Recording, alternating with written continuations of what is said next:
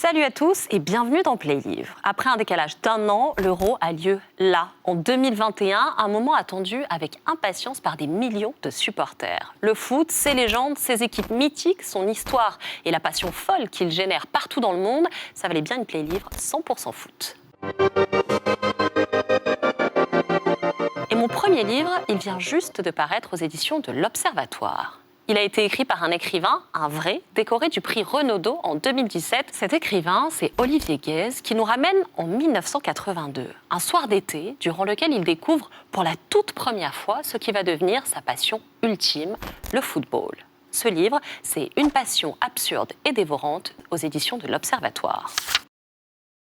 Le jeune Olivier n'a alors que 10 ans et c'est le coup de foudre. Le vert ardent de la pelouse, les supporters qui font vibrer les gradins, le frisson comme jamais. Un spectacle qui lui procure une émotion telle qu'il cherchera à la revivre toute sa vie.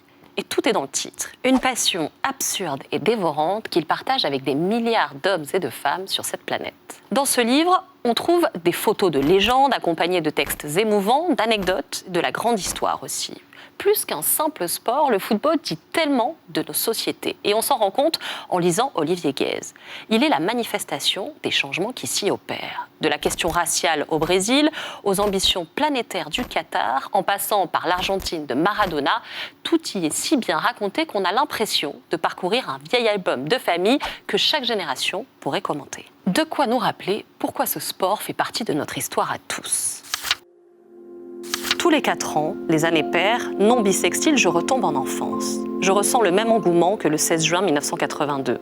France-Angleterre, en direct de Bilbao, sur le téléviseur de mes grands-parents, j'ai 8 ans. Une sévère défaite inoubliable. Le virus est inoculé, ma passion absurde et dévorante pour le football, et la Coupe du Monde en particulier, amorcée. Et parfois, ce qui devait être un moment de fête, de joie, se transforme en cauchemar. C'est une tragédie que raconte mon deuxième livre. Une qui a durablement marqué ce sport et les esprits. C'est Dans la foule de Laurent Mauvignier aux éditions de Minuit. Nous sommes le 29 mai 1985 pour la grande fête. La finale de la Coupe d'Europe de football qui se joue à Bruxelles, au stade du Heysel, et qui oppose la Juventus de Turin au FC Liverpool. Juste avant le match, des groupes de supporters anglais, des hooligans, attaquent violemment les supporters italiens. Bilan, 39 morts et plus de 600 blessés. Une soirée macabre où en quelques minutes seulement, le terrain se transforme en champ de bataille. C'est le chaos. Laurent Mauvignier nous plonge d'emblée dans la tête de supporters de nationalités et d'origines sociales différentes pour nous faire vivre cette tragédie à travers eux. Et peu à peu, les divergences s'effacent face à la violence qui dévaste tout et les blessés qu'il faut distinguer des morts. Un grand roman qui captive et nous rappelle, non sans amertume, que les passions peuvent aussi conduire au chaos. Ils déboulent par centaines, les uns sur les autres. Je voudrais parler et dire « arrêtez-vous, expliquez-moi », mais non. C'est là, devant, ça grossit encore. Et tout à coup, je comprends que je n'ai rien vu. Le pire est à venir. Impossible, impensable. Et si le football pouvait nous aider à mieux comprendre le monde? Si grâce à lui, on se passionnait pour la géopolitique, je vous assure que c'est jouable avec mon dernier livre. Football Club Géopolitics, 22 histoires insolites pour comprendre le monde de Kevin Vessière aux éditions Max Milo.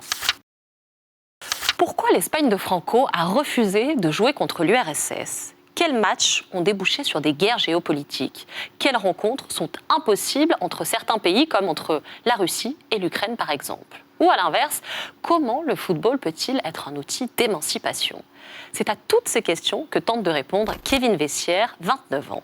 Il est collaborateur parlementaire à l'Assemblée nationale, passionné de football, de géopolitique et d'histoire, et il a créé le Football Club Géopolitics, un média qui vulgarise la géopolitique du football. La page du club rassemble aujourd'hui plus de 30 000 abonnés sur Twitter. Ici, comme le titre l'indique, il nous raconte 22 histoires insolites pour comprendre le monde. C'est drôle, incisif, hyper percutant, la preuve que foot et relations internationales font bon ménage, aucune raison de s'en priver. Le Football Club Géopolitique est à retrouver aussi en podcast pendant l'Euro. 13 épisodes avec Kevin Vessière et François Pinet, disponibles sur toutes les plateformes d'écoute.